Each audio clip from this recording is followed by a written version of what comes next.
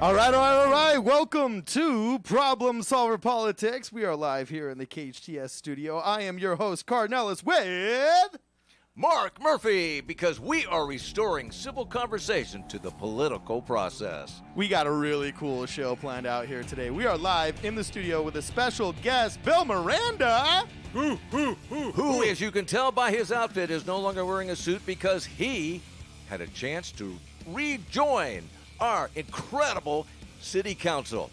Congratulations, Bill. He won re-election. We're going to talk. We got a big show today. I mean, we're going to be talking election results. We're going to be talking election results. We're going to be talking what it means for our valley, for our district, for our society. We're also going to be talking a little bit about some of the geopolitical happenings here in the Santa Clarita Valley and Southern California as a whole and how it affects us. This is going to be an awesome show. Also, we have a special guest for a second hour. We have a very special second hour of Problem Solver Politics. More special than me? Hey, this is important. You're a Latino, so you'll understand the need for this woman that's coming in. Her name is Jess Hartley, and she has this amazing program called, I believe it's called the Legendary Love Program. She's a relationship coach, okay? Ooh. Yeah, and But it's the timing. We've just come out of one of the most anguished political battles, and we're heading into Thanksgiving. The next political battle. She's going to talk to us specifically about how to preserve a relationship in a mixed political view home, in a mixed political view relationship, which Mark Murphy's in. The Thanksgiving dinner and the fact that your spouse or girlfriend doesn't necessarily vote the way you do. Yeah. And how to survive a relationship with somebody who, to be honest with you, I don't know how it's possible. It's a good thing me and my wife are on the same page. You know what I'm saying? I just, but so let's find out. Let's ask the question. Shall we ask Charmaine? This could be difficult. That's your girlfriend. This could be difficult. That's your girlfriend. I got to tell you, because she doesn't like to talk about the anguish and the heartbreak. We're not supposed to do that. So, it's very important that we maintain harmony in the relationship. Well, I'm trying to rustle things up a little bit. No get kidding, a little excitement Bill. going. You know what I'm saying? Truly, I got enough excitement. I don't need that kind. So anyway, she's going to be joining us for an entire second hour special. Feel free to call in. 661-298-KHTS when she's on the air, and just explain whatever situation you got, grieve with us. I actually owe... Celebrate with us. Yeah, I actually owe Mark Murphy some money now, because fortunately it wasn't more money and you didn't find a bookie in Vegas that was... that would have been really good, because, see, I kept hearing about it's at $5 right now. wave thing. It wasn't a wave. Okay. It was a tsunami. Okay. Yeah. Well, actually, let's address the first little bit of spin right now. It is true. Let's just go over some stats here, okay? There was no blue wave. It was a tsunami. No, it wasn't a tsunami. They can paint it any way they want. We know they're just... So it's okay. Okay. Democrats, it's okay. We're going to go over the facts. It's not about the change in the facts or the fake news. Just let them run. Okay. Let them do their thing. So are we going to keep counting until you get Hold on. You get it right. Of course. That's the democratic process. Just the democratic way. We don't give up until we win. You get that, Cardon? Yeah. So look, here's what we're going to talk about. There's no hope. So here's what we're going to talk about. Yes, there is hope, Dante. But here's some facts that you all have to understand right now. If my math serves me correctly, because there are a couple of crazy recounts going on in Florida and whatnot right now. It is only appropriate that it's Florida. Yeah. The Senate actually didn't experience a blue wave, but a red wave. Well, that was expected. Well, hold on a second. No, it was not. A red tsunami. Yeah, a red tsunami. Tsunami. Like they got 70 people? Hold on. They got a handful. Hold on. This is my show. I can finish my sentences. We're going to get this facts out. What do you call that? We're going to get the facts out. Yeah, the vice president. There was no way we could ever win. Mark, I swear I'm going to get a mute button for your line. No, let's get the facts out. There were 6 seats actually picked up by the Republicans, which kind of blew my mind because traditionally both houses sway in unison. Okay. No, that's not the stats that I saw from the Democratic side. Come on. We've seen quite often. When Bush got shellacked, he got shellacked in the Senate and in the House of Representatives. Yeah, but he deserved it. When Obama got shellacked, he got shellacked in the House of Representatives and the Senate. He deserved it. Yeah, but this was kind of interesting because instead of having a wave or a tsunami, we kind of had like Moses parting the Red Sea. One house went more red and went to the right, and then the other house went more blue and to the left. Now, here's some stats just so you guys understand. And that is correct. Yes, He is pointing out the obvious. We lost 26 seats. The Republicans lost 26 seats here, okay? But let's put this in some perspective here. History had predicted a loss of 28 to 60 seats, okay? We ended up losing 26, which is How do you account for all this gerrymandering that's been going on for the last 10-plus years that made this virtually impossible, and we still got the 26 necessary to change the House? There's plenty of gerrymandering nationwide, not so much in California because it's an independent council now, and they're slowly going through all the districts and fixing that. But history shows that large presidential candidates like Donald Trump was, like Reagan was, like Obama was, have these coattails that drag many candidates lower down on the ballot, such as congressional seats, House of Representatives seats, Senate seats, drag them with them. And so in 2016, you're going to have this big coattail effect, and the pendulum is going to swing very, very far right. But the pendulum is going to have to swing back down, and a lot of those candidates that were fringe candidates that were on the edge and so on and so forth naturally are going to lose their seats as the pendulum falls backwards. But it was the moderate Republicans that lost their seats. In other words, you lost the moderate Republican middle class like you lost me. I voted for more Republican presidents than I voted for Democrats. We left the party because the party left us. It swung right. Well, let's get through the stats because I still haven't refuted your claim that there was a blue tsunami. And the stats stats can be manipulated, managed. I need it all. Mark, let me finish. So we lost 26 seats. Here's some stats of all the presidential campaigns dating back to Harry Truman in 1945. My man. Yes. Obama, in his year after, basically in this term of his presidency, in 2010, lost 63. It was the most by any president. In 1994, Clinton lost 52 seats. Eisenhower 58, 48, 74, the Ford/Nixon. You're saying the Republican Eisenhower lost 58. Okay. Just checking. Yeah, okay. Then Ford, also Republican, lost 48. Johnson lost 47. Truman lost 45. Bush lost 30. Which Bush? 2006 Bush. Okay. So Bush, what was that, 43? Bush Jr. Bush Jr. Mini Bush.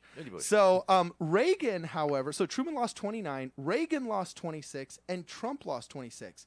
So Donald Trump actually oversaw the smallest predictable loss of seats of any president ever since we started recording this data this century. Yeah, but basically. It doesn't really matter whether you lose 26 or you lose 58. No, it does matter because it's a predictor of the future.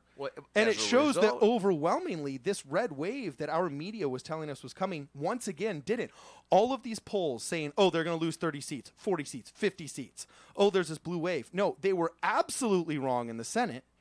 And then they were so was wrong. Was this the Koch brother predictions? No, this was all of the, the Quinnipiac polls, the Pew Research polls, all of the LA Times, the New York Times polls. Oh, the LA Times, I get it. You know what I'm saying? All of these polls. See, at this point, I think this is why when Donald Trump says fake news, I don't think he actually means fake news in the sense of they're reporting things that didn't happen, like the Onion, okay? Oh, you mean the number of people that showed up for his election, the number of people that had false illegal votes for him, the number of... Should I keep going? No, it's not necessary, because we already know you can make up the facts if you're the president. That's okay. No, but here's the deal. People's experience outweighs... The number one fact that people experience is their daily lives.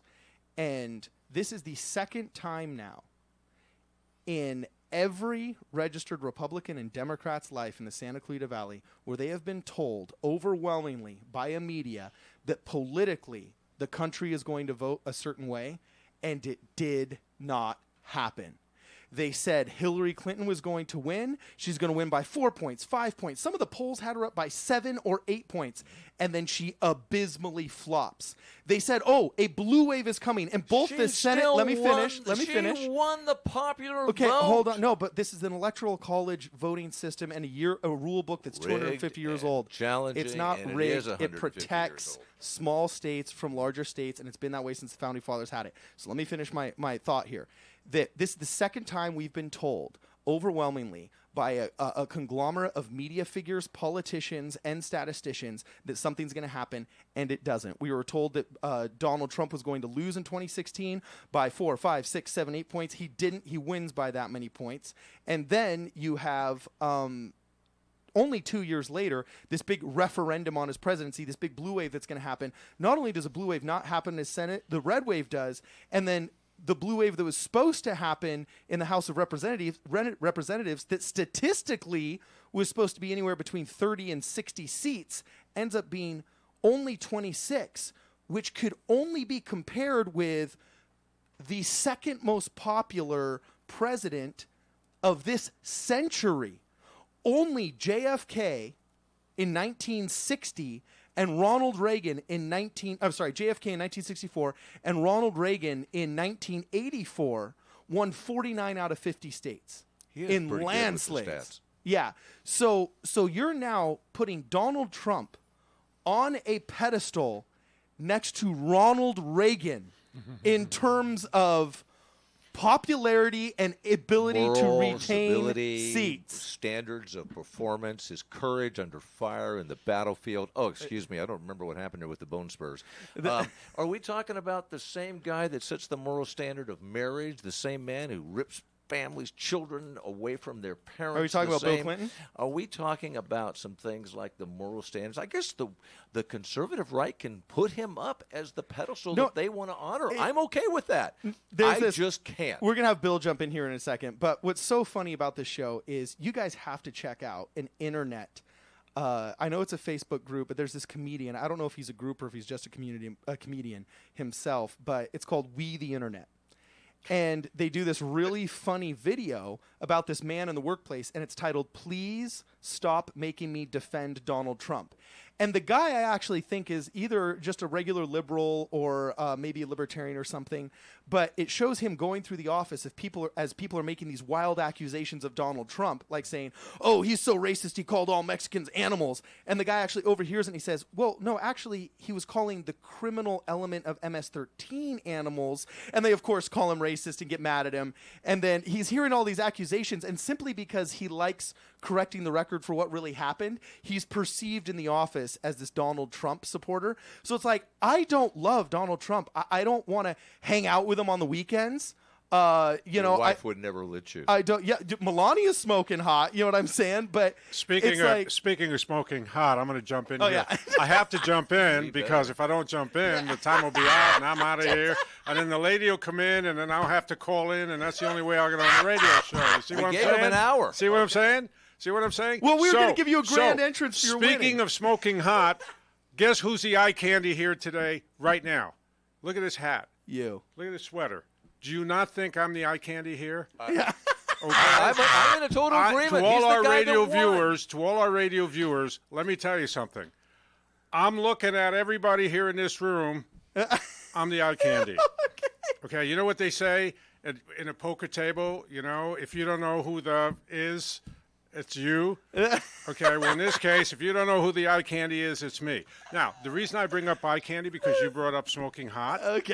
Okay, so you know what's smoking hot? What? All three incumbents in the city. Boom. Yeah. Boom. Okay. All three incumbents. Okay, so hot. look at this list, Bill. See, first was we were going to thank the firefighters. I thank you, firefighters, because they're working hard, and they're working hard right now. They are not they're giving working up on hard. The veterans of and those then it was firefighting going to teams. be on my little list here for my show programming, who won the election, where I was going to segue into you, but you did a good job of segueing. You did a good job of segueing into yourself by declaring yourself eye candy. So now we've got Bill Miranda here. We're gonna pretend we didn't hear the last 60 seconds of our program. No, but I got to tell you about my hat, though. Let me tell you about my hat. I was Veterans Day today. Let's not forget Veterans Day. We can thank the firefighters. We thank them for their service, and they're working hard right now. But today is Veterans Day. We're thanking our veterans. We had right about 150 yards from where we're sitting right now at Veterans Historical Plaza. We had a great 200-300 people came to honor veterans this morning. At 11 o'clock, the proceedings started. It was fantastic. Oh, my God.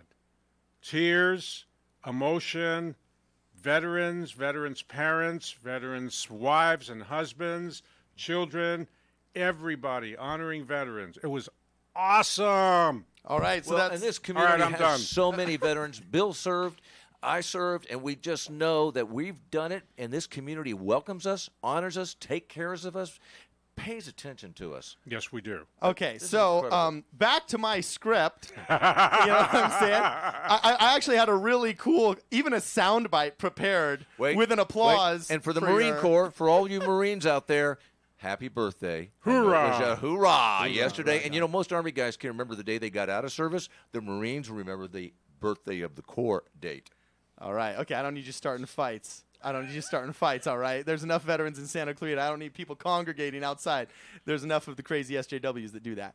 So, anyway, all right. So now we're going to go to our segment of Who Won the Elections?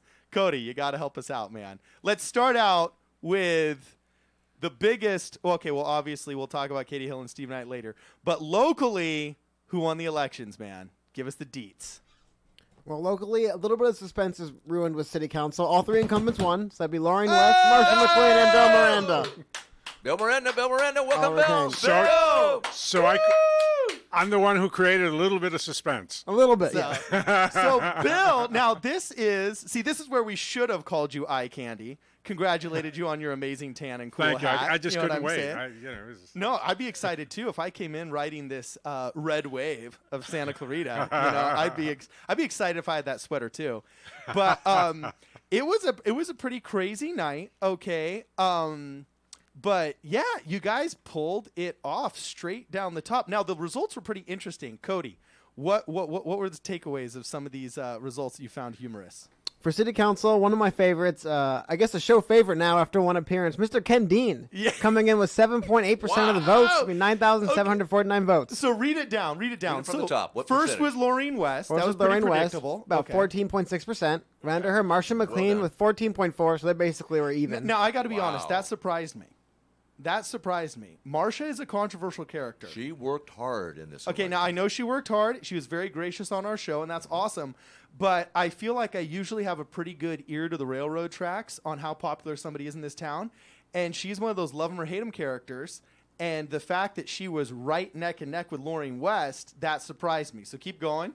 After that, we, of course, had Mr. Bill Miranda right here with 10.8% of the vote. His first election! Because you were appointed before, right? Right. I was appointed. Now I'm elected. Look out, world. Yeah, now he can really get something done. They'll listen to him. Yeah. Okay, keep going. And then after that, we have Diane Troutman with 9% of the vote. It's good to see an educator coming up hard. She's working hard. She did well. By the way, this is, I think, her second or third attempt. So. Okay. Well, now, so she was right at your heels. Yes, within a percentage point at your heels. She was. And I got to say, I think if Diane Troutman, if she weren't a Democrat, I think she'd do a little bit better.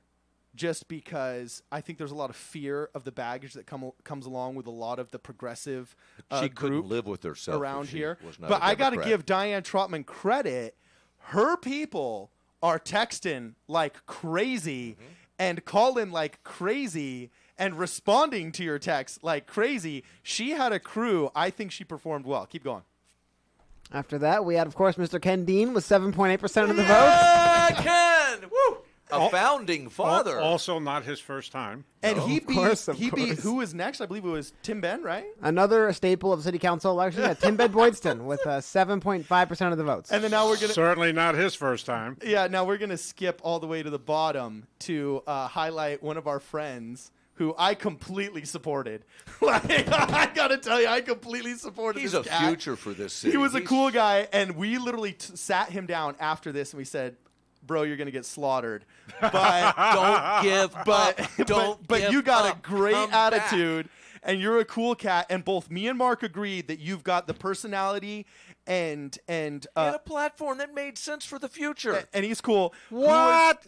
A Metrolink train, what do you call it? A mass transit. America. He was a great medical guy. Marijuana a clinic train right hanging here in the air, city. going around the city. No, it's called a monorail. They have him at Disneyland. That guy, yeah. So look, exactly. He's an Uber driver. He knows what it's like to drive through. But that city. Wasn't the top of his platform. His platform was a two-pronged fork, and it was simple. He said we need to legalize medical marijuana within city limits, and he said, and then we also need to establish a nightlife. Clinics. And I'm like, if you're the medical marijuana and the nightlife guy, there is a place for you on city council. Because right now the average age is sitting at about 72. I don't think they're worried about a nightlife in their 8th decade. You know what I'm saying? And both the young and the old think this is the wave of the future for Santa Clarita. So Senkel. Of course, yeah, there we go. Senkel Varma, that would be the candidate. Senkel Varma. Listen to him for the future. Come back, brother. We want you in 2020.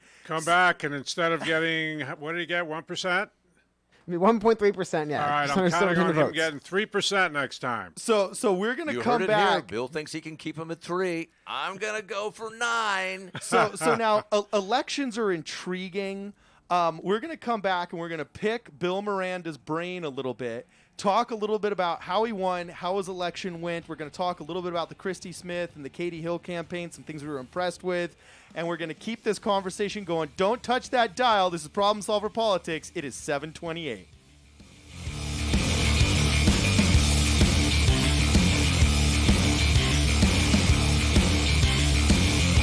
Every year, thousands of local children, teens, and adults receive treatment at the Child and Family Center for depression, anger, anxiety, abuse, thoughts of suicide, and drug and alcohol addictions. Our professional staff provides outpatient services at office locations, in the home, the community, and on many elementary, junior, and high school campuses throughout our valley. If you need help, contact Child and Family Center at 259-9439 or childfamilycenter.org. Improving lives, one family at a time. Now FM 98.1 FM and AM 1220. Your hometown station. All right, welcome back to Problem Solvers Politics. We are live in the KHTS studio talking with my co-host Mark Murphy and Bill Miranda. Hello, world. Yeah, Mr. Eye Candy. Yeah, you're going to give me that moniker now, right? Dude, that's right. Well, you got it. In fact, I got to tell you right now, I will make campaign posters for you. I fully supported Bill Miranda and this man. I will make campaign posters for Bill Miranda next cycle that say Bill Eye Candy Miranda. You know what I'm saying? Well, I might not be eye candy 4 years from now. I'm taking advantage while I got it. Dude, that's Bill, funny. I think you're going to be eye candy in 2 decades, let alone this decade. So Bill, here's what's wild is I'm really impressed with city council elections that the reason why, okay, I'm impressed with candidates that win city council elections because it is such a hybrid election. It's just big enough that people need to be able to campaign with big donors, get big amounts of money. You need to be able to approach businessmen, unions, groups, and ask for their support and ask for hard money. This isn't just some guy running for a school district in Sulphur Springs, Idaho. Right. You know what I'm saying? Putting his sign on the front lawn, you got to really work. Yeah, it's big enough that you really kind of got to work it and play big politics, but it's also small enough and local enough where you better be able to get individual votes and convince people and some of these smaller groups around town. Like, you really have to be a bon vivant man of the people that knows actual people around here. Like, you have to have deep roots in the community, but you also need to be able to play a big game. I think to win in Congress, it's much more of a all big game, and to win on the PTA, it's all small game. But in City Council in Santa Clarita, we're big enough where you have to be good at both. So just tell us a little bit about how you formulated your campaign, some of the actual nitty gritty of how you ran it and how you were able to get people out, because it's not just off of pure name recognition that you were getting reelected. Right. Okay, so to start out, you have to be everywhere, and I mean that literally. You literally have to be everywhere. You have to go to all the events. I've been to the grade schools, I've been through the junior highs, I've been through the high schools, I've been through the colleges, I've been through the business organizations, I've been to the nonprofit organizations, every major event in Santa Clarita, with almost no exception, I've attended. Cool. Right? Well, so you have to be out there. Have you even been in cosplay for the Comic-Con people? Have you dressed in cosplay to No. get votes? No. Okay. So But he's you never- founded. You founded. I founded the Latino Chamber. which was critical. Which account? What is it? We said Okay. 25-30% of the city or more are of Hispanic descent. It's over 30% of Over the city 30%. now. Okay. Probably closer to 38%. So, but I didn't just reach out to Latinos. I reached out to the African American community. I reached out to the Pakistani community, the Filipino community. Did you not forget the Irish? I never forget the Irish because We have such a memory. my wife was born on March 19th, and it's 2 days after St. Patrick's Day. And by March 19th is when I start to sober up. Yeah, exactly. So He gets there you it. go. He's an honorary. Oh yeah, I'm there. He's there. I grew up in New York City. You're in. You just okay, get- guys. I grew up in New You York just City. got I had the to be Irish half code for Irish. next time. Okay. I had to be half Irish. I grew up in New York City. What, are you kidding me? Okay, so number one, you have to be everywhere. Number two, you're right. You have to raise money. But here's where people get it wrong. They don't really understand it. All right? They're probably, I've got almost 200 donations, contributions that were made to my campaign. Probably 20 of them, and I haven't done the last count, but probably round numbers, 20 of them were major donors. Right? That What's major means donor mean? Like well, over major 5K? donor, $500 and up. The max in our campaign is $1,000. So it's not a lot of money. All right, it's not a lot of money. All right, Okay. so $500 and up, I'll call a major donor. So Now, is that one of those husband can give 1,000, wife can give 1,000, or is it? yeah, but it doesn't matter. I mean, I've got about 20 of them, whether it's husband Okay, and wife awesome, okay. or individually. It's hard to be That bought by. means I had, again, round numbers, about 180 contributions, less than $500. Actually, $300 or less. And so, I mean, I have contributions for $25. I have contributions for $50, and I have a lot of contributions for $100. And when you look at it, yeah, I raised $50,000, but I mean, I raised it by going out and meeting people and winning their trust. I'm asking them to contribute to my campaign so that I could get elected and serve them in the city. Now, how am I going to spend their money? I'm going to spend it wisely. I'm a businessman, right? I've been a business executive. I know how to run multi-million-dollar budgets. I sure as hell know how to run $50,000 budgets. Now, if you look at the last campaign report, I had $22,000 in cash when everybody else was sitting on $12,000 and less.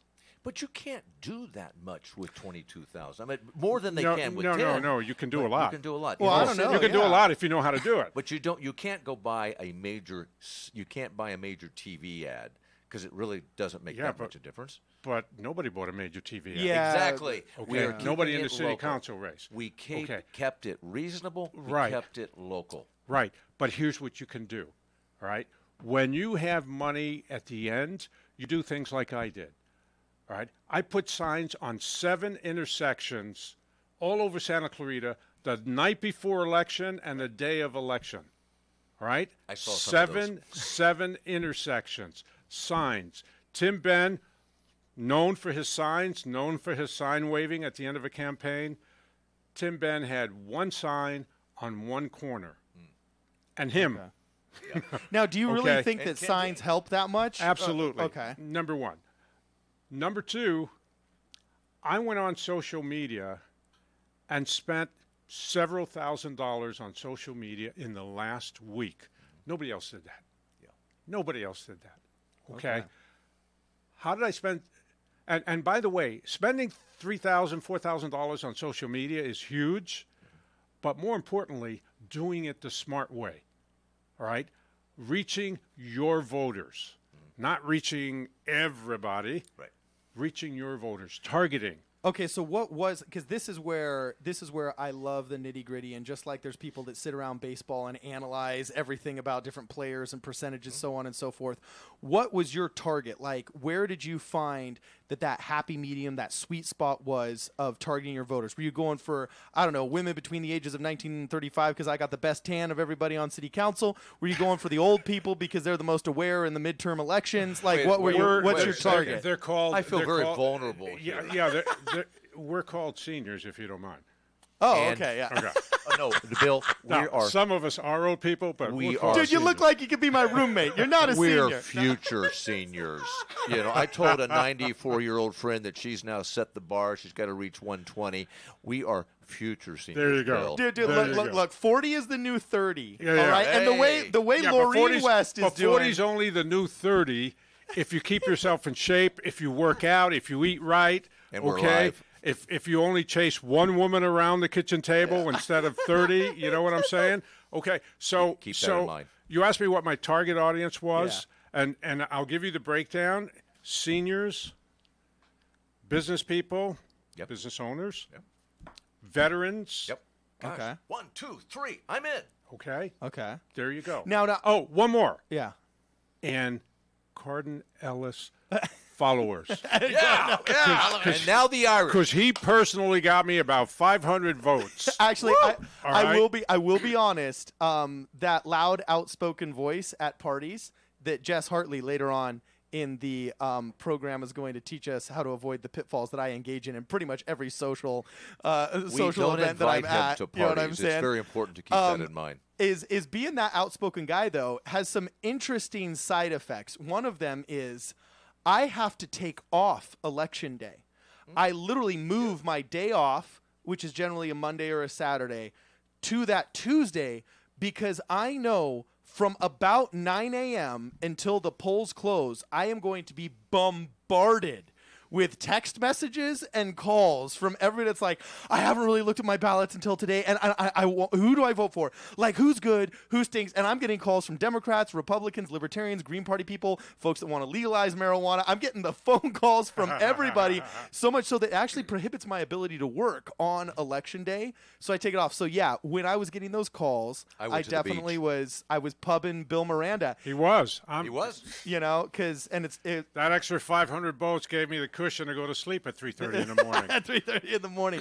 Well, Bill Eye Candy Miranda. So, okay, now this Hey, is where you got eye candy coming up after me. You may want to bring her up now. Hey, well, I think we should. know. Hats off to the city council because this is sort of like a way of saying we appreciate what you've done in terms of the roads, the quality of this city, the safety in this city, what you've done to make sure we have appropriate medical care, and the education system here, and the work you've done there in planning and making sure that the appropriate places are supported, and then the controlled growth that we have. How you manage the drought, all of these things, what we're seeing in the revitalization of Newhall, this is one of the finest cities in America. And I think you should be extremely proud that I we am. showed you we appreciate it. I am, and I'm not going to take very much credit for it, if at all. The credit belongs to the community at large. Amen. This community is a community of people who serve, who support one another like no other community I've ever seen in my life. All right. New York is great when there's a problem. Everybody sticks together when there's a problem. That's Yeah. pretty cool. Okay. Yeah. Santa Clarita sticks together all the time.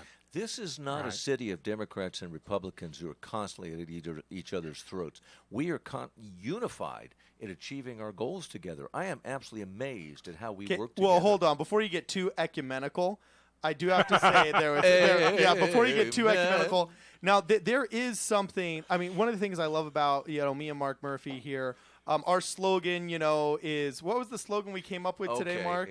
It was restoring civil conversation to the political process. Yes. I mean, what else do you want to do? So here? the show's called Problem Solver Politics, and our slogan is restoring civil conversation to the political process. Not that it doesn't get passionate, not that it doesn't get heated, but at least hopefully we're not, at each other's throats. I do worry, though, the portends of some of the other people that did win. Okay. Yes. I do worry about some of the other elections. We're going to bounce out of the city council election really quick.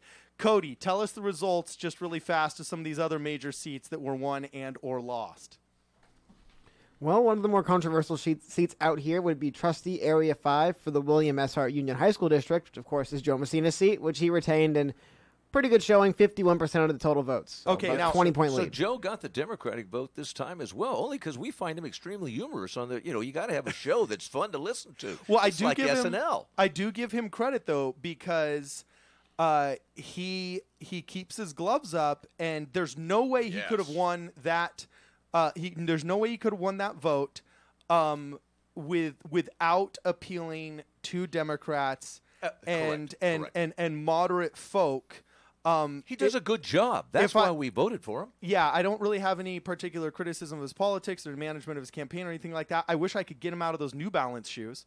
You know what I'm saying? I wish I could get him out of those New Balance shoes. He's a Massachusetts guy. New Balance is in his blood. He's retired. He can do that. Yeah, so anyway. But he does, one of the things we heard is he does a fine job at taking care of the district. Yeah, he was on our show, and he does a really, really good job of especially trying to help out those kids that are not college-bound, getting some very, very good job skills in a practical marketplace, which I really think, as long as he's doing that, I really think he's in a solid position for re-election. Keep going, Cody.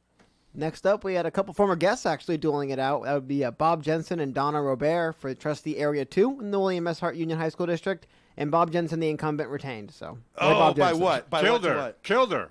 Well, it looks like about 6 points. Actually, less, like 5. Okay, well, this is what worries me. That's a lot of votes. Oh, yeah. That's a lot good, of votes. Good margin. How did she get 5,000 votes? She did a good job at campaigning. Well, hold on a second. I'm afraid. Well, you say she did a good job at campaigning. What did she do that Bob Jensen didn't do? Well, you're right. I mean, to be honest with you, it seems like to me. Okay. It seems like to me. Wait a minute. Did Mark just say that? Yeah. Did he just say you're right? Said that. Once a night, I have to say that. It's important to Well, maintain to me, those. I've noticed there's been a handful of candidates that seem to have done well based off of what I call the hatred vote. Okay? Yeah. And there is a growing underbelly in this town of very angry, mean. They call themselves progressives, but they're mean-spirited people. I don't that think hate they're Trump. progressives.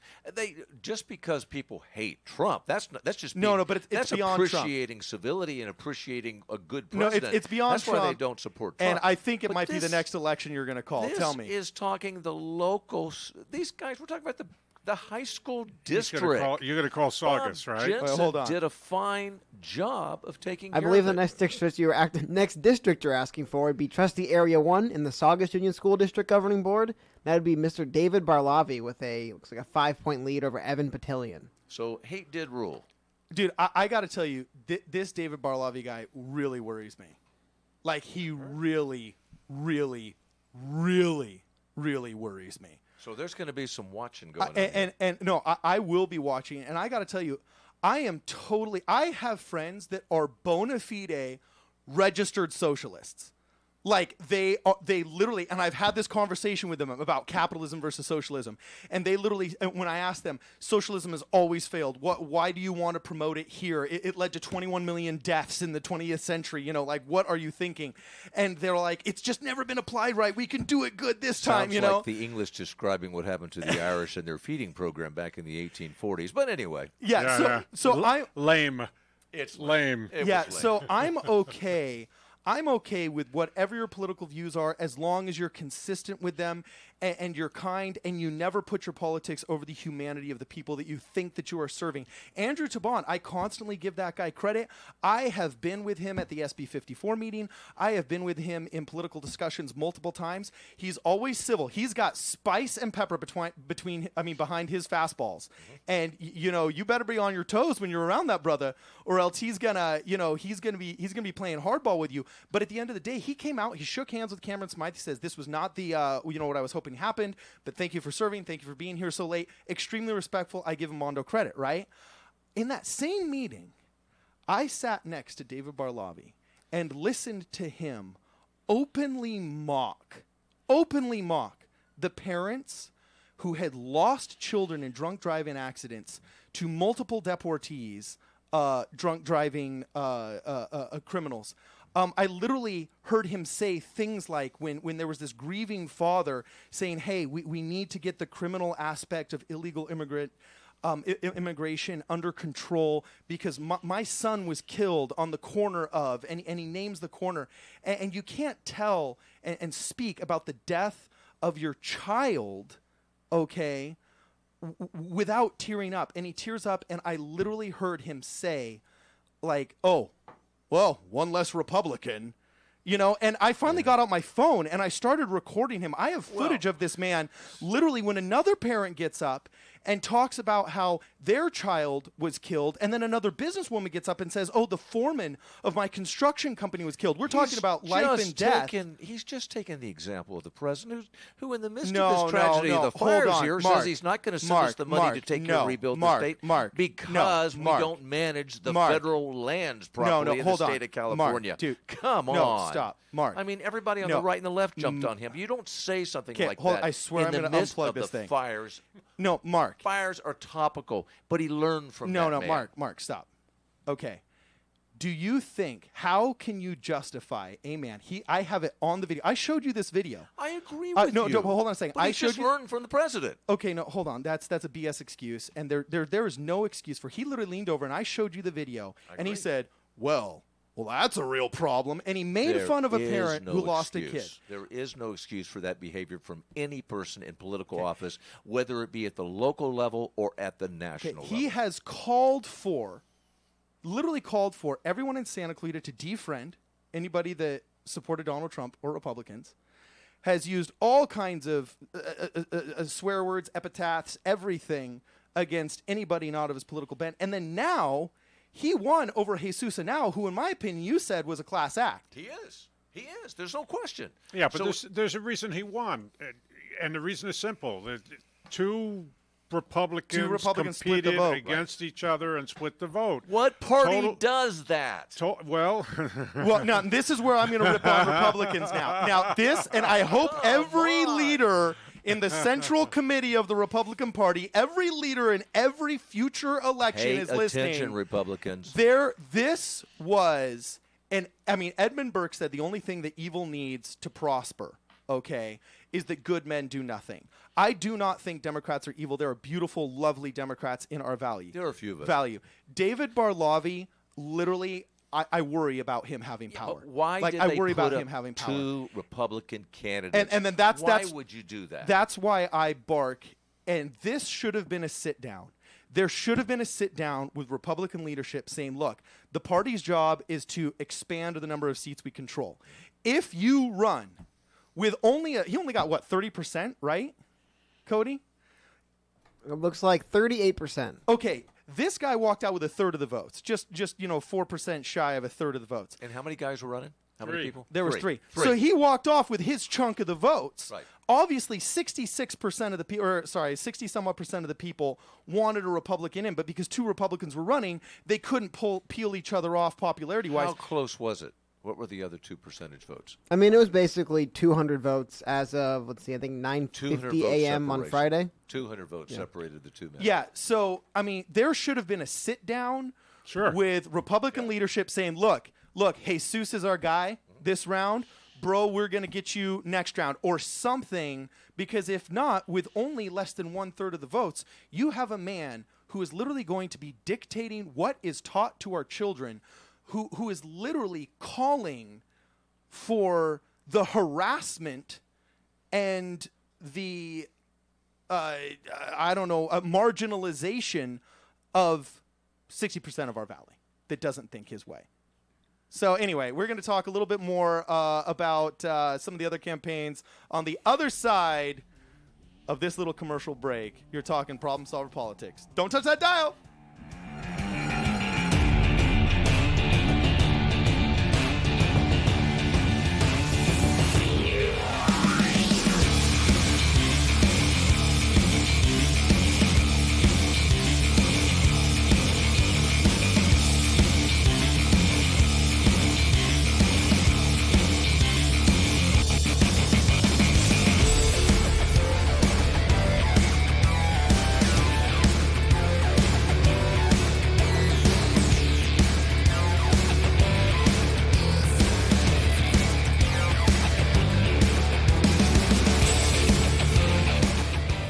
If you'd like to take your business up a notch, take a look at Elite Magazine. Linda and Mo Hafizi, owners of our valley's 2 leading magazines, the Magazine of Santa Clarita and Elite.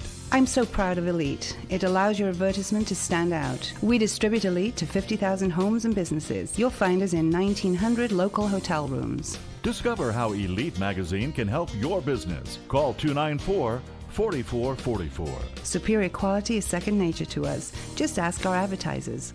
Santa Santa Clarita's hometown station. Now FM, 98.1 FM and AM 1220, your hometown station.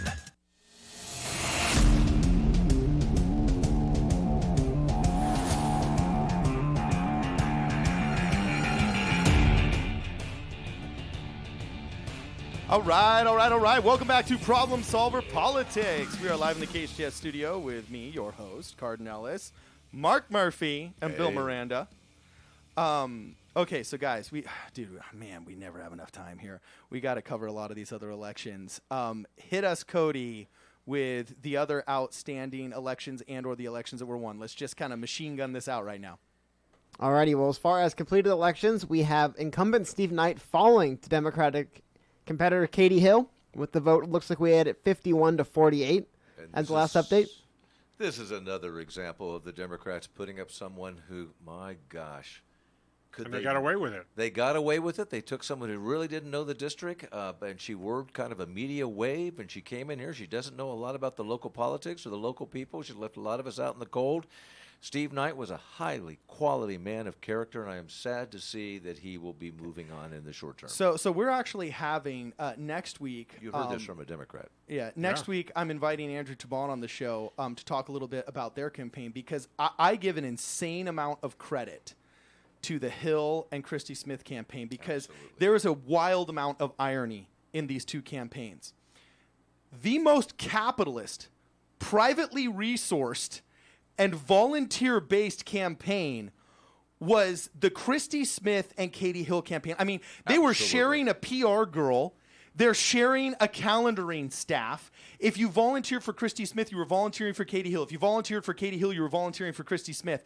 And they're out there pounding the pavement literally in what you would hope in the most capitalist manner possible. Like you would hope the Republicans were doing this. Now, there's wild hypocrisies in her campaign. Well, they reminded me of the Minions. I mean, there were just lots of them. Yeah, there were wild hypocrisies in her campaign. In her latest commercial, she shows herself tearing up a PAC dollar saying, "I won't take outside money," as she receives $5 million from Bloomberg. From Bloomberg in New York. It didn't come directly. It was shared with a few other people. So before we continue the conversation, if I may, I would like to separate Christy Smith, who I think is qualified.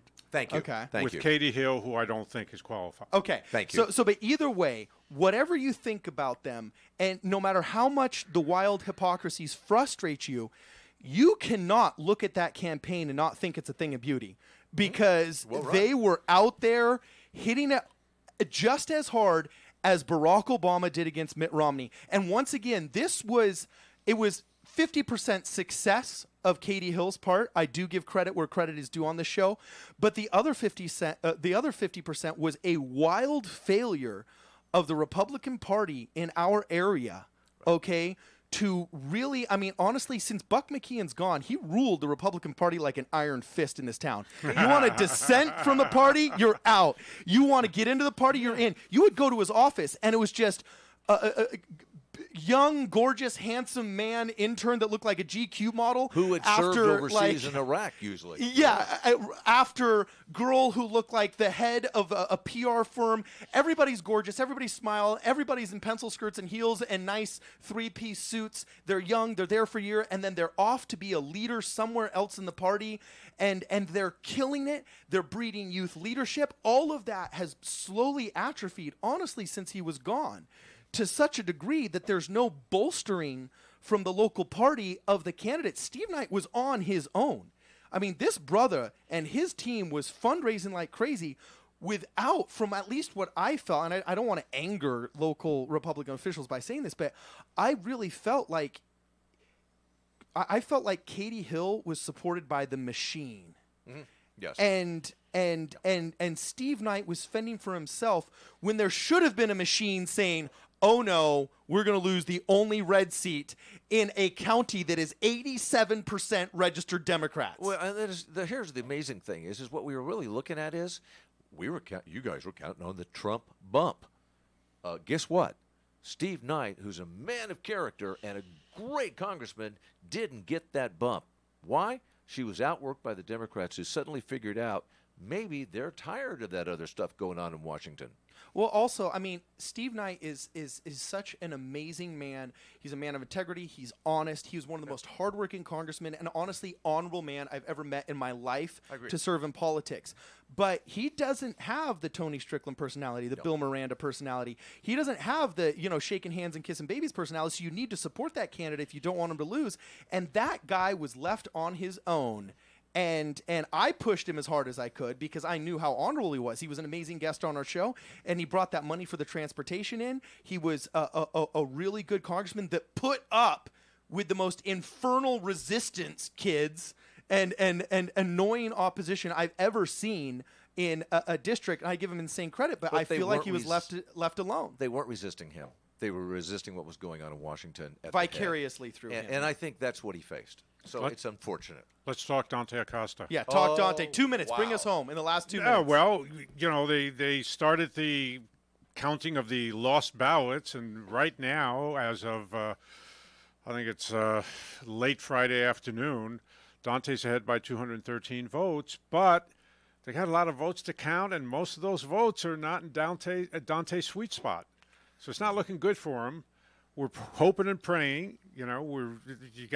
Dante's got a whole bunch of people down there making sure nobody steals any votes. Yeah, but we're talking about an individual who had 1 year in city council, then he moves to take an assembly seat. 2 years. 2 years. And he moves to an assembly position where the gentleman who had held it had done such a fine job, Scott Wilk, who then went on to the Senate. He basically was shoved into that spot. We may not be the guy who's got the charisma to pull this off, and it's quite obvious that he didn't hold even the Republican votes. What are you going to do with that? I don't know. He had the endorsement of the party, and he had enough of a percentage that he was. Again, I'm going to separate Steve and Dante. Yes. Dante did all the right things. Dante's a hard worker. I'm not saying Steve isn't, okay? Yeah. But I'm just focusing on Dante. Dante did everything he needed to do to win. He just got caught up in the blue wave that you're talking about. The tsunami. All right. Okay, so whether it was fun. Yeah, whether it was a tsunami or whether it was Moses parting the Red Sea, I heard Juan Ramirez call it purple rain. Whatever it was, it happened. We're going to talk a little bit more about this next week. Come and join us. This is Problem Solver Politics.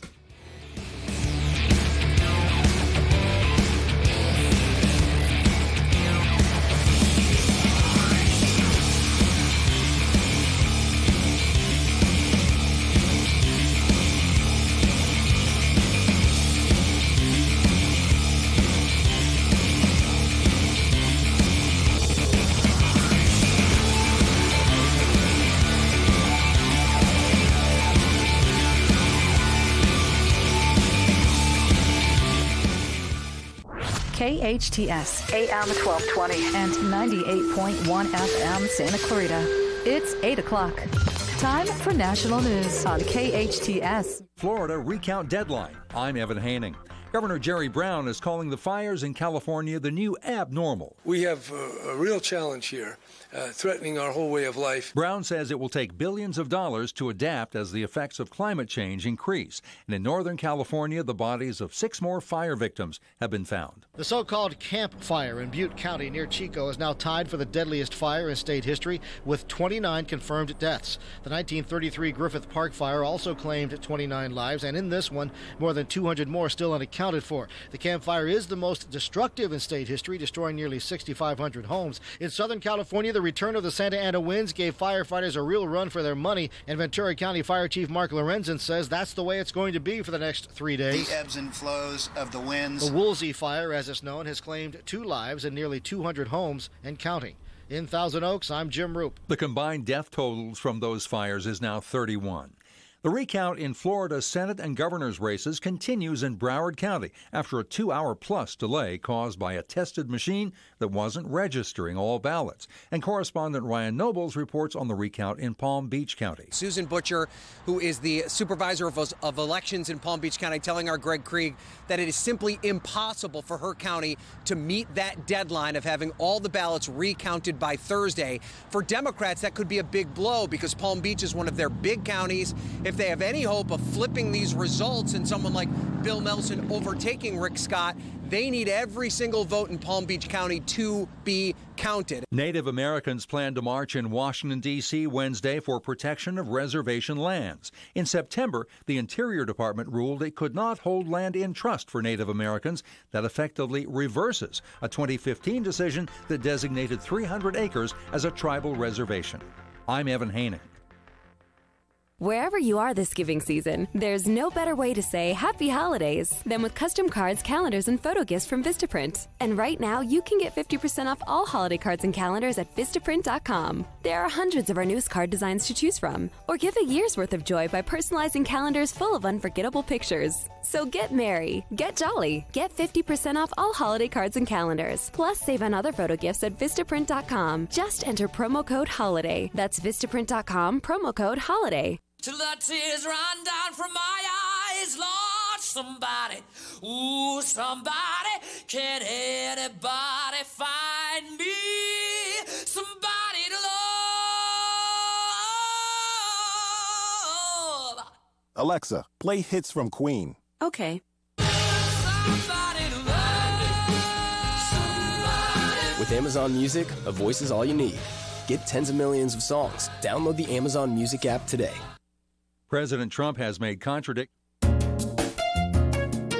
Daily Imprints is the premier one-stop shop for custom embroidery, screen printing, and promotional products in the Santa Clarita Valley. Owners Joe and Dana have provided KHTS with quality embroidered company shirts for over 3 years. If it's new business cards or promotional products you need to enhance your image, Daily Imprints is the choice for you. Located on Lyons Avenue, stop by or call today, 661-678-0508. Chestnuts roasting on an open fire. This Christmas, join us for the ultimate holiday concert, A Very Merry Christmas with the Letterman, Sunday, December 9th, 5 p.m. at the Santa Clarita Performing Arts Center. The legendary Letterman here in Santa Clarita singing your favorite holiday classics. Joining them is Santa Clarita's singing sensation, Savannah Burrows, along with our very own West Ranch High School choir. You'll also hear the Letterman perform their string of top 10 hits.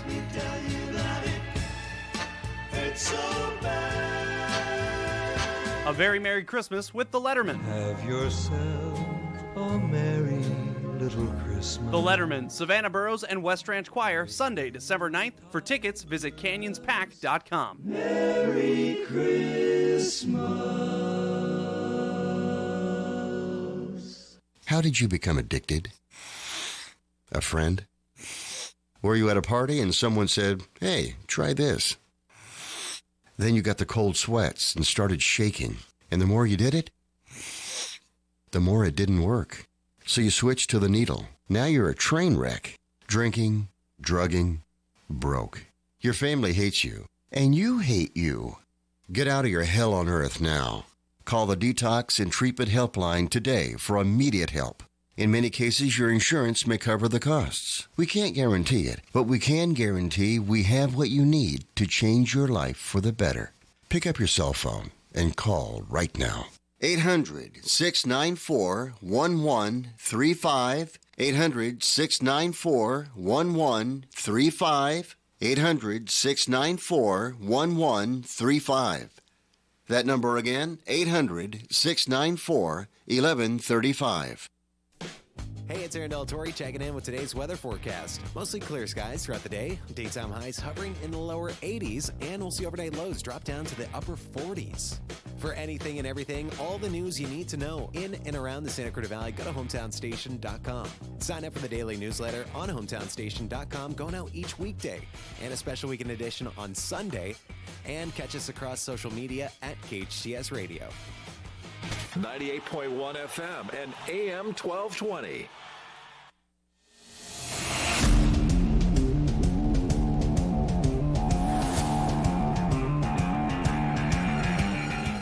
All right, welcome back to a second hour special of Problem Solver Politics. You are listening live To me, your host, Cardon Ellis. I am in the KHTS studio with my co-host, Mark Murphy, as we attempt to restore civil conversation to the political process. Dude, that's a pretty cool slogan. Mark Murphy just made that up today, and we are running with it.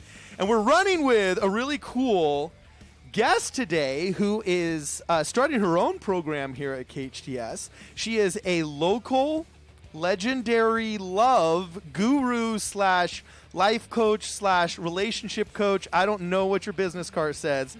I just know that she is a beloved woman in this community who helps people get their relationships and their lives in order. She's going to be starting a really cool program. Jess, let me just have you introduce yourself. This is Jessica Hartley of the Legendary Love Program. Yeah! Oh, thank you so much, Cardon. It is so nice to be here with you and in this room. And it has been fun to watch you banter here as you're going on. But yeah, I'm a relationship coach, marriage coach, and I pride myself on showing people how to work out their problems with a completely different approach, something that actually works rather than what is our norm when we have problems in marriage and relationship, our conventional approach. Yeah. Well, we need to keep something in mind, and particularly in this very aggressive political discussion that has just occurred. Some have said that it's the closest thing to the American Civil War that we've experienced, but where it really comes in is in the bedroom. We've seen where we have Democrats and Republicans or people who suddenly become very personal about their beliefs concerning the president, about their congressman, and as they go through this process, there can be some real angst. I am living dread of the 4 Thanksgiving dinners that I'm doing over that Thanksgiving weekend because I'm walking into at least 3 Republican strongholds and 1 Democratic one, and I'm the political Democratic guru on the stick. Yeah, so we actually brought Jess. Do you prefer Jessica or Jess? Because I know Jessica through a group of holistic moms. They call themselves their tribe. I mean, this is about as hippy-dippy as it gets. You know what I'm saying? And she's like definitely kind of a leader of that group as well. Do you prefer Jess or Jessica? What's your stage name? I love both. You can call me whatever you feel more comfortable. Okay, so I'll do my best to call you Jessica because that sounds like more formal and cool, but at least on air. So anyway, we brought you in today because this election was a rock'em, sock'em, bebop'em bloodbath / fight club, if you wanted to try and describe it. And I lost a lot of friends in the Trump election season. I lost a lot of friends in the Kavanaugh hearings. I lost like 2 friends over this election. I mean, it is getting brutal out there, and it's on both sides. I don't say it's bipartisan, though I do confess I think the Democrats are worse at it. Anyway, she's gonna be here. And she's going to tell us how we navigate these social situations with our loved ones that are coming up soon, like the Christmas parties and the dinner parties. Would you say my socialism sucks sure is not a good idea at Thanksgiving? Is that what you're suggesting, Jess? Well, it depends how much drama that you want to create. Yeah. Okay, so anyway, she's drama.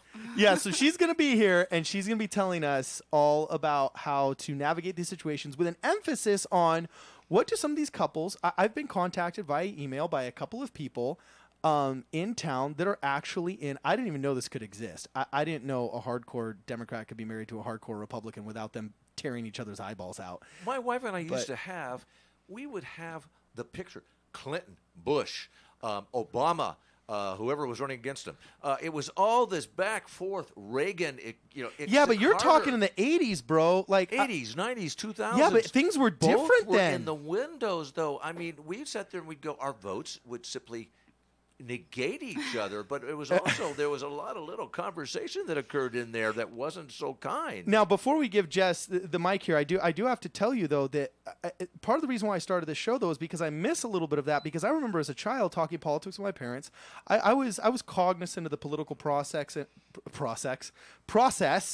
and of the whole kind of civics lesson early on in life. And I remember my parents literally having conversations about, well, the Democrat this year is actually pretty good. I think I'm going to vote for the Democrat. He's really qualified. And then the next year was like, oh, you know, dude, the Republicans are putting up a really great candidate. And politics was more like a buffet. It was like, oh, let's go see what the Republicans are doing. Oh, let's go see what the Democrats are up to. Oh, the Libertarians, they're so cute. Who did they put up today? You know what I'm saying? And you could actually have a different, like you could say, I'm voting for the Democrat for school board. I'm voting for the Republican for this district seat. Oh, and I'm voting for the X, Y, or Z party for Congress. And you can have 4 different political signs in your yard. Now, oh my gosh, if one of your friends sees a Republican sign in your yard, you're getting a brick thrown through it, okay? And you better not wear to school a Make America Great Again hat, or else you are getting beat up in the parking lot, For good okay? reason, but anyway. For good reason. So anyway, Jess, this is where we turn to you and your sage wisdom and your experience in this. Tell us, how does one preserve, because we started this show wanting to restore that civil conversation that you had in the 80s and the 90s.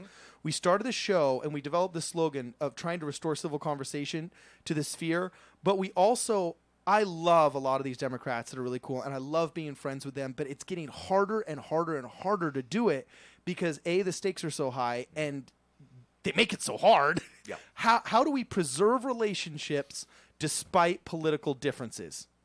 That's a big question. Go. Yeah. So, you know, the thing is, it goes back to how we are with everything, you know. So we are often, like in relationship, we attract our opposite. You know, so whether or not it's our political opposite or our personality opposite or parenting opposite, we often attract our opposite, and for good reason. So if my wife's smoking hot, you're saying that I'm really ugly. Absolutely. And so why do we attract the opposites? And is that a good thing or a bad thing? It's absolutely a good thing. I think that the people that can learn to use their opposite for their growth allow them to become a more civil, more open-minded, more evolved being, because you have to, now you're faced with your opposite. So if you're going to survive that in a relationship, in a marriage, in friendship, or, you know, when you go to your Thanksgiving dinners, you have to be able to have an open mind, and you have to be able to have the kind of empathy to step into their shoes, to see their side of it, and to be humble enough also that maybe you don't know everything, or maybe you don't have the biggest picture from both sides, you know, because every single perception is always your own personal perception based on your own personal experiences. So from your shoes, you're absolutely right. And from their shoes, they're absolutely right.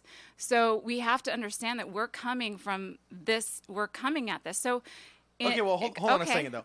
I do want to challenge just one thing on this. Go ahead. See, that's my biggest problem, is back in the 80s and the 90s, okay, when I was first learning about politics, I actually remember seeing Ronald Reagan on my parents' old tube television, you know. Right. Part of the reason why I think it was so easy for Republicans and Democrats to get along was because we were all staring at the same fact sheet a lot more, and the values were so much more similar. The Democrat who was running for the presidential office believed in national security and a robust military, as did the Republican, because both of them had served in the military in Vietnam or in World War II. The only question was, do we need to spend $800 million or $1 billion? You know what I'm saying? It was the Venn diagrams were so much closer, but now it's crazy. I'm choosing between Barlavi, who literally is saying you need to unfriend anybody who's a Trump supporter. These are evil people. They're Trumpkins. They're this. They're that. He's mocking and debasing the humanity of parents whose children have died at the hands of illegal immigrants at SB 54 meetings. I mean, for me, nothing trumps a person's humanity. You know what I'm saying? And the old days, the Venn diagrams were so much closer, and humanity was so much more part of it. But now it's like you said they're right in their shoes and we're right in our shoes. I'm sorry, I don't think he's right.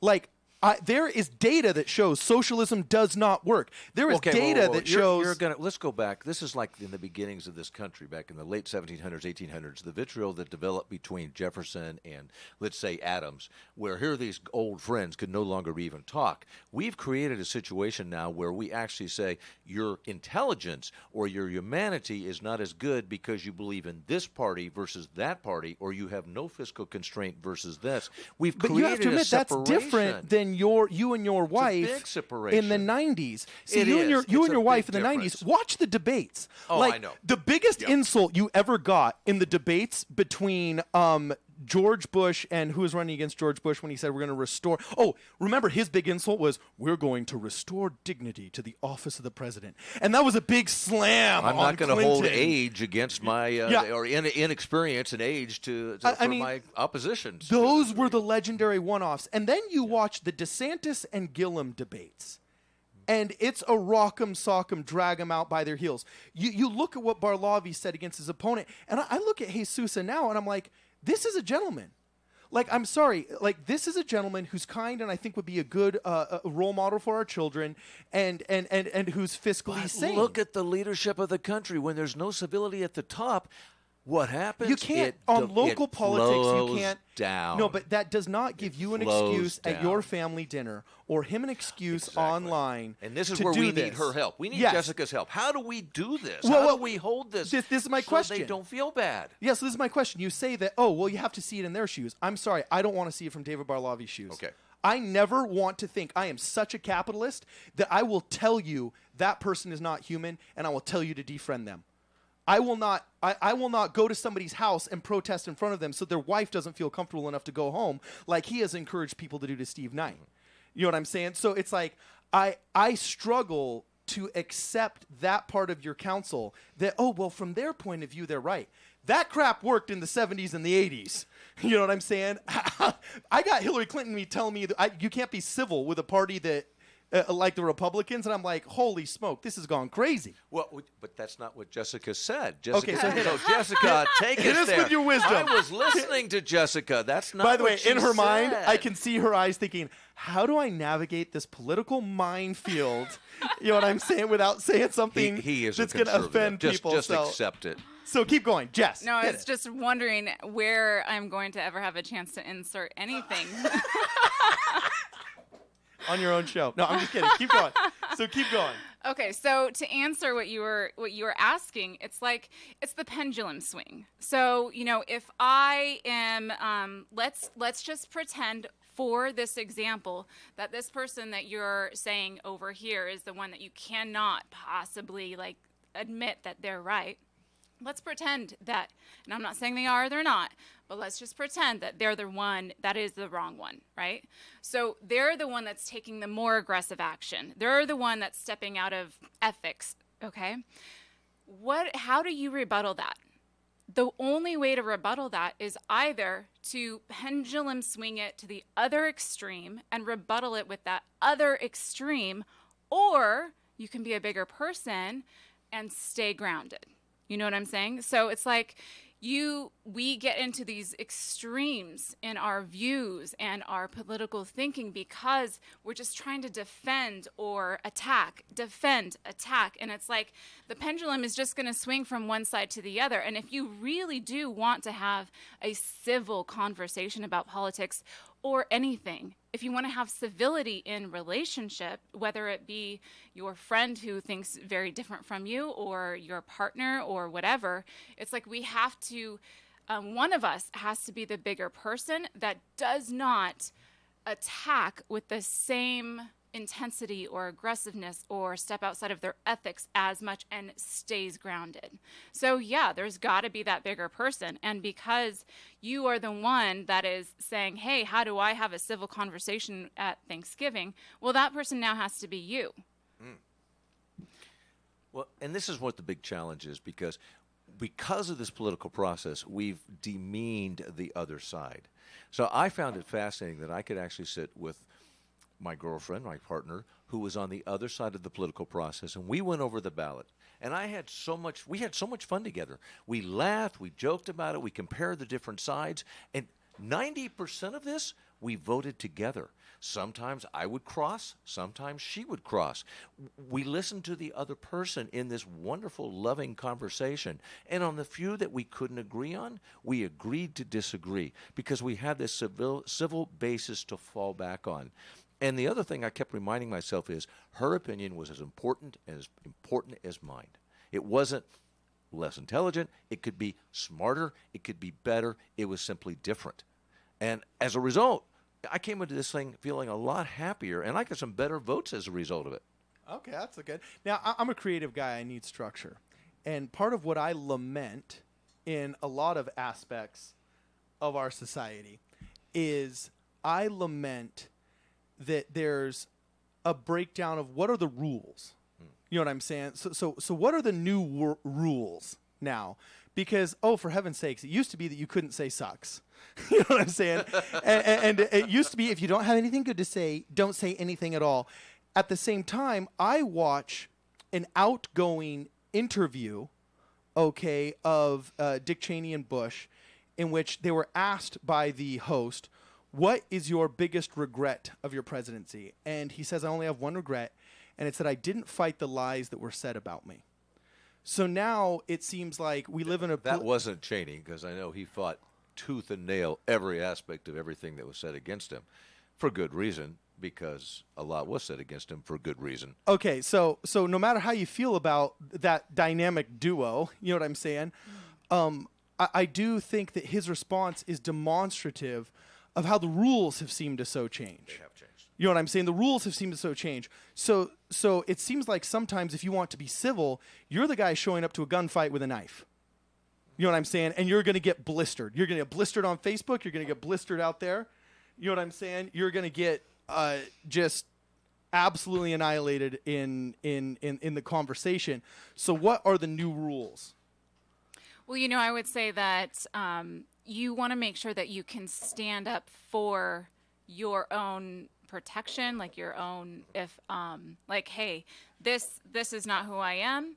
However, I'm not going to lower myself to that level and attack in the same way that I was attacked. Mm-hmm. You know what I mean? So you can stand up for yourself without going to the extreme that they came at you with.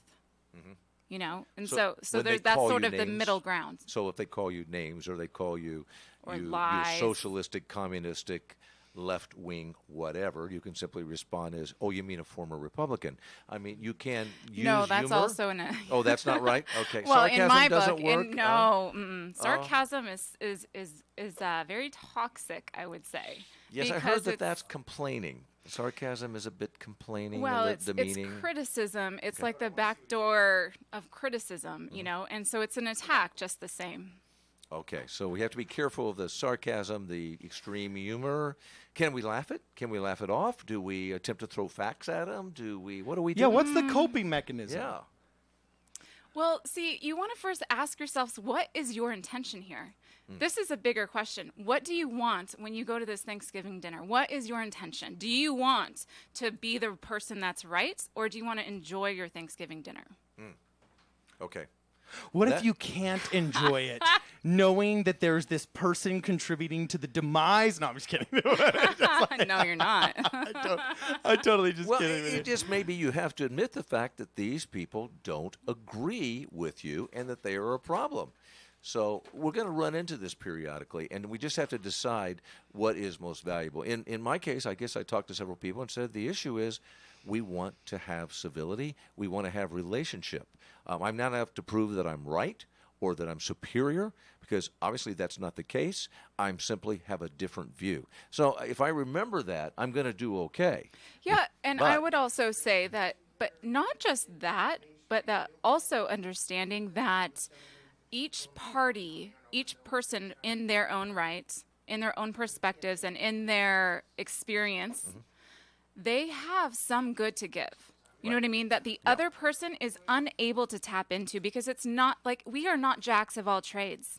Like, my husband and I are very different in the way that we operate in our lives. You know, I'm the dreamer, I'm the visionary, and he's the grounded one. He's solid, he's got the structure, and I need him like he needs me. Right. You know what I mean? And it's like, so I think that, it's my opinion, that Democrats and Republicans need each other in the same way. They do. And so it's a good thing to have a mixed bag. You know, I think that it's the best thing to have a mixed bag, to have both and not just one extreme or the other. And, you know, sometimes when we have a president that is in a certain, political way, then we're going to get the opposite kind of filling some of those other seats. And that's good, you know, because it's going to keep us more balanced. And that's where we can grow the most. So one of the things I ran into is this issue of sometimes people will throw out, unfortunately, in today's society, false facts that they've extracted from various websites or social media. Now, we know that in some cases these came from people who just made it up, or more importantly, this could be something that came in from Russia or China or whatever. We know that it's false advertising per se, but they'll buy into it because it pushes their agenda. They turn around, now they throw that at you. I'm not sure I can simply say, oh, that's okay. You can say those things about us because it's okay for you to believe false information. Yeah, you know, it reminds me of high school. It's like, thank you. High school, okay. Someone's spreading rumors, and then what are you gonna do? Like, fight it? Or, you know, honestly, I think the answer to that is just keep being you and showing up as you really are, and let people experience the true you that you really are. All right. Okay, so we've got some serious words of wisdom here coming from Jessica Hartley. We're going to talk a little bit more about her Legendary Love program and how to keep it cool with your loved ones, your romantic partners, so on and so forth. On the other side of this break, you're listening to Problem Solver Politics. It is 8:27.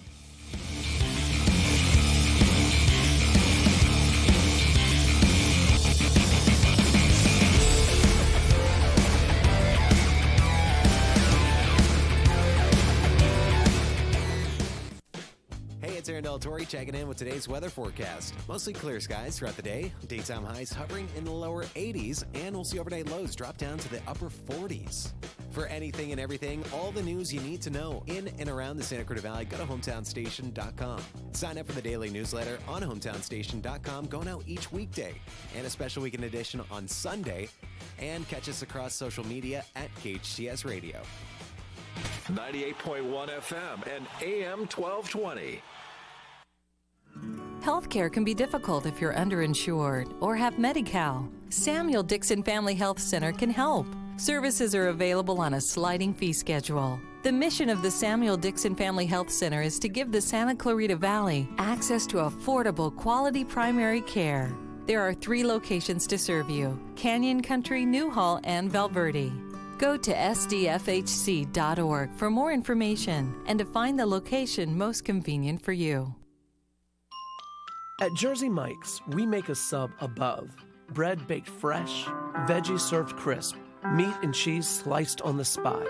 Then comes the juice. Red wine vinegar and olive oil blended to perfection is what makes a Jersey Mike's sub a sub to behold. And beholding? Well, we think that works best with 2 hands. Jersey Mike's, be a sub above. Your Santa Clarita Jersey Mike's, a proud sponsor of Santa Clarita Sports. Hometown. Traffic report, simple news, weather, and lots of music. They pretty much play everything. Your hometown station.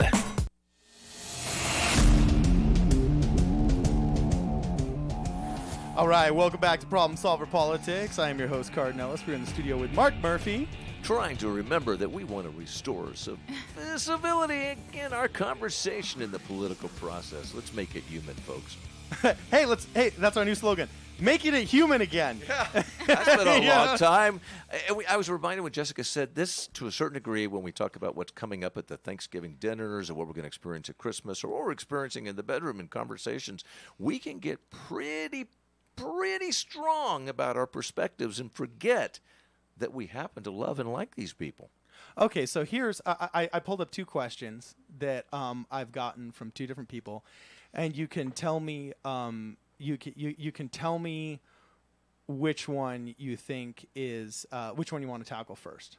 Okay, the first one comes from name will remain anonymous. All right, you know, but basically says it's a paragraph, and I'm gonna sum this up a little bit. But this woman intimates that she's dating a guy. You know what I'm saying? Politics were never really a big part of their conversation, but she has since found during their conversations about the elections that he's a big Trump supporter, and she feels that is, quote, antithetical. I think she meant to say anathema.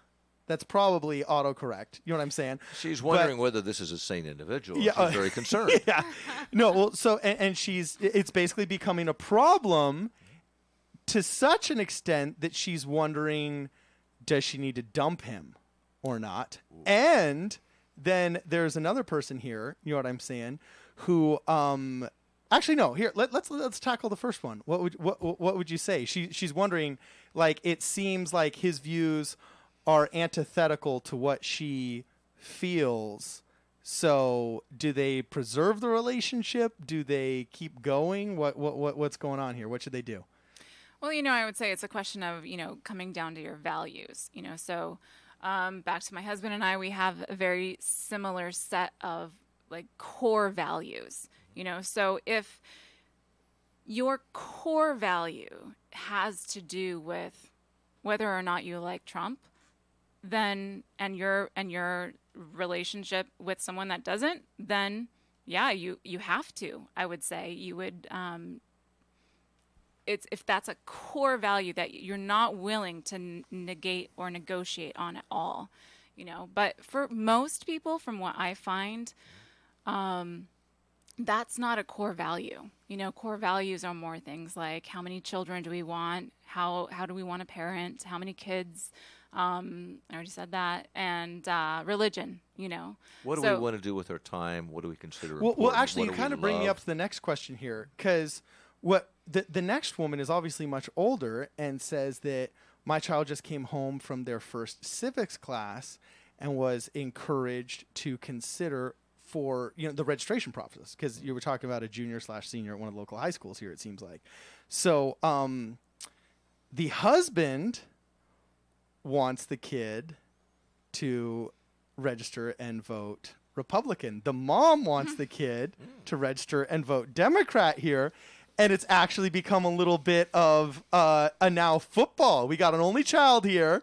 You know what I'm saying? And she said, usually we agree generally politically, but this election cycle has been quite... Okay, once again, it's a long question. So basically, yeah, you got mom and dad competing for one kid. It's about money. Which one's going to give the bigger, the amount of money? Yeah, if I were the kid, I would start saying, well, Dad, the car. You know what I'm saying? Let's renegotiate the deal for the car when I, get 18. And, oh, hey, Mom, how much did you say you were giving me for college? Anyway, so, yeah, those two questions right there. Well, honestly, to me, it's an obvious answer, and that's to let the kid really decide. The child is coming into themselves. They might be 18 or just barely able to vote, but there is something that he has that the parents don't have, and that's youth, and that's a totally different perspective. He's around his peers and around things that are important to him, and those things aren't important to his parents and their generation. And, it's funny because you guys were saying something earlier about one of our younger candidates. And it's like, well, maybe there's not that much experience in certain things, but that person might be bringing something forward that is also valuable, and it's a different perspective. So I would encourage both of those parents to lay it out for the son without bias, and to say, or daughter, I'm sorry, I didn't get if it was a son or daughter, and then just say like, hey, this is why I feel this way. And then the other spouse to say, this is why I feel this way. Now you decide. And then not put any more pressure, and let it be okay however that child chooses. Well, and I look at these, I heard some interviews with some of the Parkland survivors that are very involved in the political process, and they've been instrumental in getting actual gun legislation changed in this country. Some of them they're not yet 18. They can't even vote. And look what they've done to bring the consciousness level of us adults up concerning a very tragic issue. And I'm amazed by their courage. And I'm impressed of their parents to let them go forward on this process the way they have. That, to me, is what it's all about, to let the kids grow into take action. Absolutely. And I have to say that if you want to raise your child to be a good decision maker, you want to give them the opportunity to make lots of decisions. So that's how you do that, and let them fail sometimes, because that's part of the process. Let them make a decision and then regret it later. That's part of the process. We're going to refine ourselves as we continue to do that. So, okay, cool. Okay. Well, I saw this with my kids. I was going to make you a joke about saying, like, okay, so let him register as a Democrat, but then you were going to just joke about something else, and I just saw it all coming, so I avoided it. It would have been really bad, and it would have been a complaint. And that was better. And that was better. Positive. Trying to take your advice here, all right, Mark? Let's be nice. And, but here we are. I have adult children who have the right to vote, and as we had dialogue, I was surprised sometimes at the things they pointed out, or their views about certain things, and how strong they were about different points. The beautiful part is we talk to each other. And in the end, I know that we offset each other in some of our votes, but it didn't really matter. We had the chance to exercise that. So it was fun. And you do bring up an interesting point. I always think the exercise of mutual rights is better than just thinking I won't go. Mm-hmm. You know what I'm saying? It's better that both go than neither go. So, okay. Now, here's an interesting question for you. Is this one's a little bit personal for me, because I watched a video by Dave Rubin on this. I've experienced this myself. Social media. Social media. There's a good question about whether or not I always had a problem with social media from the beginning, just because I feel like it's given us a false sense of connectedness.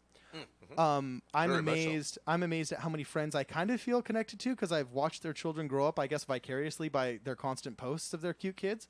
But it's really honestly been years since I sat and I talked with them and actually interacted with them. So I question, on the same token though, like I expect my friends, when I announce something on Facebook, like a housewarming party or like, a Christmas party or whatever, I expect that they've seen it and that they'll come. And I've noticed that it's helped facilitate much sociability.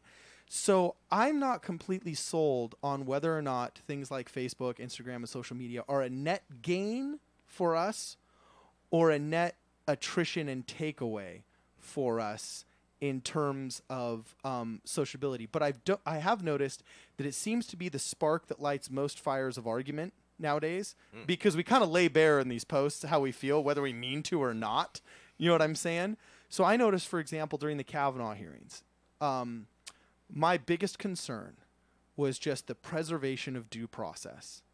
Like whether he did, whether he didn't, whatever you feel about whether a woman has a right to be believed, or, all those sound bites and talking points. For me, it was like, dude, Benjamin Franklin believed so badly in the importance of the due process they were putting into the Constitution. I remember when Franklin put in the fact that we needed to have the FBI do that investigation in 1 week's time, so they could make sure that we had it thoroughly investigated and got to the heart of the matter. Yes, but if you've read your history, you know that none of that happened. Yeah. So, okay. Well, no, hold on a second. Here's my example, though. From Jessica, though, you've asked a really good question. That is, where are we in this social media issue? Is this good? Is it bad?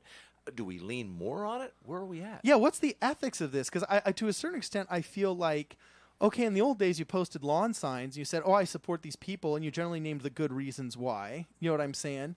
That the new lawn yard sign is Facebook, but it seems to have this explosive element enough that you question, well, should I engage? Should I participate? But I feel morally obligated, like apathy. I mean, just like the Washington Post says, democracy dies in darkness, right? So it's like I feel morally obligated to participate in social media, to express opinions, exercise that First Amendment right, hopefully do it civilly. But on the same token, now there is more than ever consequences for such, and they're generally social, if not romantic or friendships. You know what I'm saying? So, like, what are the ethics of that? What's your recommendations there? Well, I think it is the same across the board, whether it's on social media or whether it's at Thanksgiving dinner. It's, one person saying, this is my belief. And so there's a part of that. Do they have the courage to come up and say it in the first place because of all the backlash? Well, it's like when there's a conflict between a husband and wife, or even friendships, one might feel triggered, and want to say like, hey, you shouldn't have done this, you know?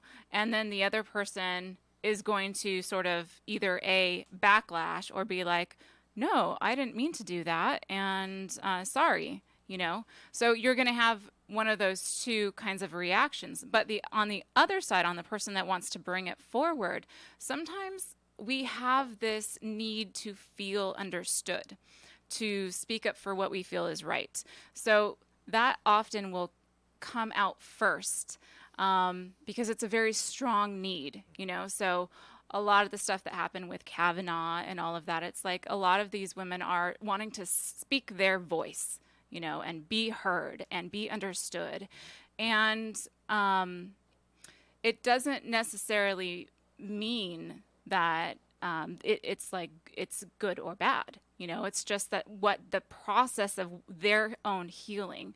So you have now two people that are in a conflict, and this can happen no matter in what kind of relationship that you're in, you know. So this person has to now respond either by being the bigger person or lashing back or defending themselves, you know. And this person could move past that need to feel understood, past that need to be right, past that need to speak their voice, and move into a place of just really letting go and not needing to be, you know, right or heard or scream it from the mountaintops. You know what I mean? It's like there's this other place too that we can get to where it creates civility almost from the get-go, rather than, you know, pushing forward a concept or an idea that is fueled. And then, you know, whenever we push forward, we're going to get backlash unless we're dealing with someone that's absolutely grounded and civil, which most of us takes a lot of healing to get there. Does that sound like the word "I'm sorry" carries a lot of weight? Well, that's a big question.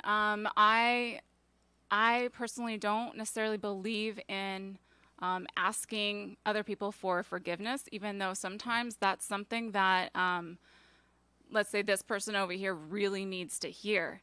But see, in order for that to happen, this person has to agree that they did something wrong. And for the most of the time, that person doesn't think that they did anything wrong. I forget. That's interesting because I'm a huge fan of apologies. Like, I have this joke that I'm world's best apologizer, just because I heard this phrase once that says, the purpose of an apology is to show that you care more about the relationship than your ego. And so, I love that. Yeah. So the vast majority of reasons why I've apologized is because I'm like, okay, you know, I see that I hurt this person's feeling. And generally, if I'm honest with myself, there's a way I could have handled it better. Mm-hmm. Believe it or not, I've actually read cover to cover that book on etiquette. You know what I'm saying? Are we talking about the Bible? Yeah. No, haven't done cover to cover the Bible. There's a lot of like Old Testament stuff that's just like I couldn't get through. But anyway, I've always thought that, okay, I want to apologize because it shows that I value the relationship more than my ego. Yeah. So if I've crossed a line, I generally do want to apologize. But I'm also understanding that I'm in the business of, I want to preserve relationships more. And I feel morally obligated to set records straight, to converse. I so much believe that the cure to bad speech isn't censoring it, but just having more speech.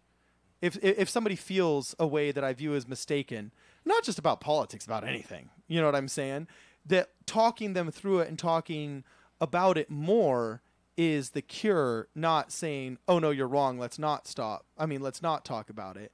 So, I guess a question I would have is how would because I have had a lot of people, I actually have a photo with a family where they're each holding up a different bumper sticker for a different candidate. You know what I'm saying? What advice would you give? They seem to be handling it just fine, but for people where it might have grown contentious, what advice would you have? Because you're obviously not going to say, oh, I'm sorry for being a Democrat. Oh, yeah, I'm sorry. Especially if you don't think you are, you know. I'm sorry for being a Green Party member. You know what I'm saying? You're not going to say that. It's okay to say, I'm sorry I hurt you. I'm sorry you understood that I've demeaned you. I didn't mean that. See, and that's how I would reword it with something more like, it wasn't my intention to hurt you. That sort of thing. Huh, okay. See, that makes sense, because when you're sitting there and you're talking to them and you realize the last thing I want to do is to hurt my partner in her feelings. That's not my agenda. That's suddenly I put myself in the shoes of some very, so the Rush Limbaughs of the world. I don't want to do that. That's not my intention. Even because most of my friends, unfortunately, are Republicans. So what can I say? I hang with good people. Yeah. So I eventually will convert them. Hopefully, yeah. You'll hopefully be just one at a time. So here's one last question. You can think about it in the commercial break. We're gonna have to go to a commercial break here in a second. But I guess I would say I think that sometimes avoiding a topic creates an awkward elephant in the room that you just have to attack. So we got Thanksgiving coming up. The elections just happened. I don't think the healthy choice is not talking about it. Okay. We're going to have to talk about it. So when we get back, Jess Hartley is going to tell us how to do it so the house isn't on fire by the time you've gotten to the cranberry sauce. This is Problem Solver Politics. It is 8:47.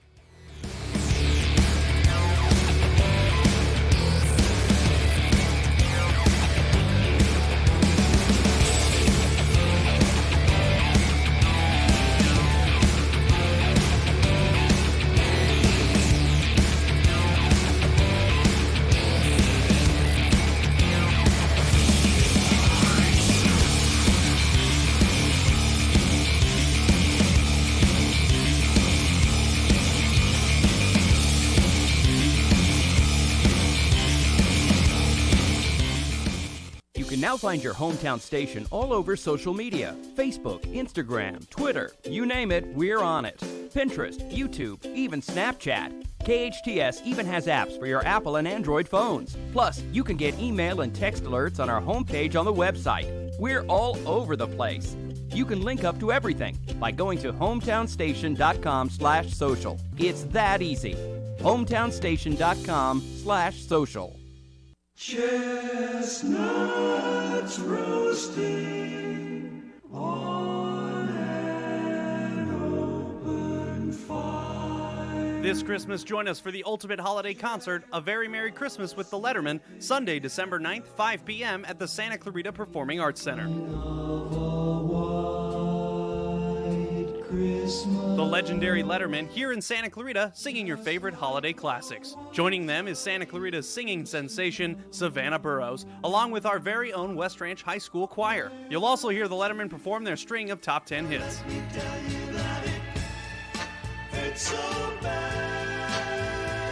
A Very Merry Christmas with the Letterman. Have yourself a merry little Christmas. The Letterman, Savannah Burrows, and West Ranch Choir, Sunday, December 9th. For tickets, visit canyonspack.com. Merry Christmas.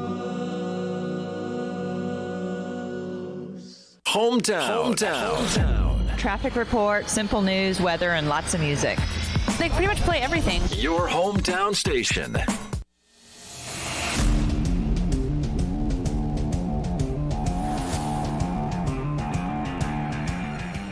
All right, welcome back to Problem Solver Politics. We are live in the KHTS studio. It is it's a pretty wild show today so far. We got all the election results in the first hour. We've got Bill and we Miranda were civil joining us. about the discussion, which is absolutely mind-blowing given the results. But that blue tsunami did make a difference. It made a difference.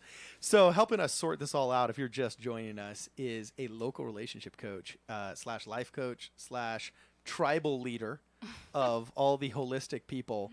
You know, those friends of yours that like purposely take off their shoes and walk barefoot through the park? Yeah, they probably I just love the name of her show. I don't care about anything else. Yeah, this so is cool. So before you answer the question that we teased a little bit before the commercial break, you do have to talk about you're getting your own show here pretty soon. They love you so much, they put you on the airwaves. Tell us a little bit about it. I am super excited. I'm going to be hosting my own relationship show here at KHTS, and it's going to be Wednesdays at 2. I'm not sure when it's starting. I think in about a month or so. We're very excited to hear it's not Sunday at 7. So Yeah. anything that doesn't help us out is good. So now tell us the name of this show, because it oozes just peace and harmony. And Well, kumbayaness. The program that I run is called the Legendary Love Program, something that I put together because most people come to me after years and years spending tons of money on therapy, and they've gotten nowhere fast or still end up getting the divorce. So I wanted to come up with something that would actually give some coaching, some feedback, some, tools, and the accountability, the direction, all of that I feel is important in order to create change and to heal some of those things that are really happening in the relationship and keeping them held back. So I put together this program. It's not a quick fix. It's a 6-month-long program, and it really gets the job done. Well, I'm impressed. I was married 40 years to my college sweetheart. Unfortunately, tragically, she died of a self-inflicted gunshot wound and depression, and it's just simply into a spiral that could have been extremely devastating. Unfortunately, I had a faith background, and I had a lot of friends, and I had this great man here to help pull me out of it. But it was a challenge to deal with that. Unfortunately, I had the survivor of another marriage. Her husband died of cancer. He's one of our veterans who lost his life as a result of the Vietnam War.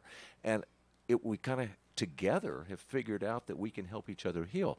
But we are so different in so many areas that we're having to figure this out. It's like navigating through a swamp.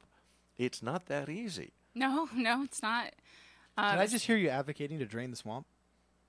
Yeah, I really would like to drain the swamp with the guys still in it. But anyway.